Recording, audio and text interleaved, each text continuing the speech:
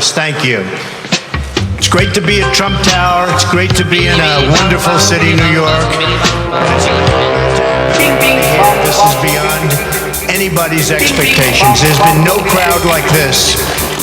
And I can tell you, some of the candidates, they went in, they didn't know the air conditioner didn't work. They sweated like dogs. They didn't know the room was too big because they didn't have anybody there. How are they going to beat ISIS? I don't think it's going to happen. Our country is in serious trouble.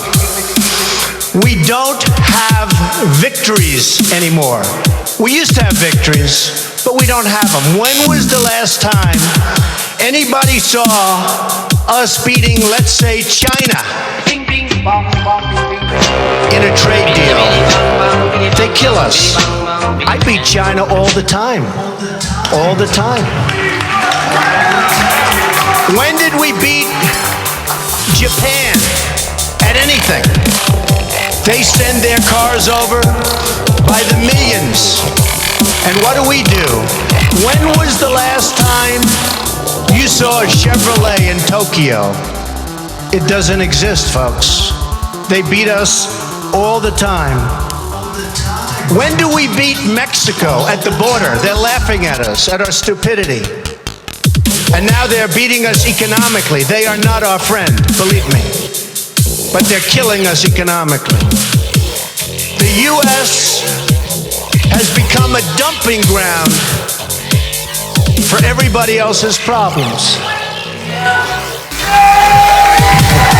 Thank you. It's true. And these are the best and the finest. When Mexico sends its people, they're not sending their best. They're not sending you. They're not sending you. They're sending people that have lots of problems, and they're bringing those problems with us. They're bringing drugs, they're bringing crime, they're rapists, and some, I assume, are good people. But I speak to border guards, and they tell us what we're getting. And it only makes common sense. It only makes common sense.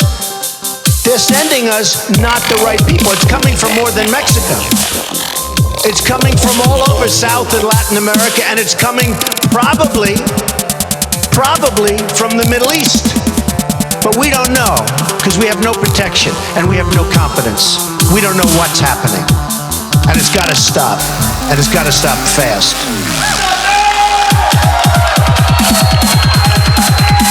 Islamic terrorism is eating up large portions of the Middle East. They become rich. I'm in competition with them. They just built a hotel in Syria. Can you believe this? They built a hotel. When I have to build a hotel, I pay interest. They don't have to pay interest because they took the oil that when we left Iraq, I said we should have taken. So now ISIS has the oil. And what they don't have, Iran has.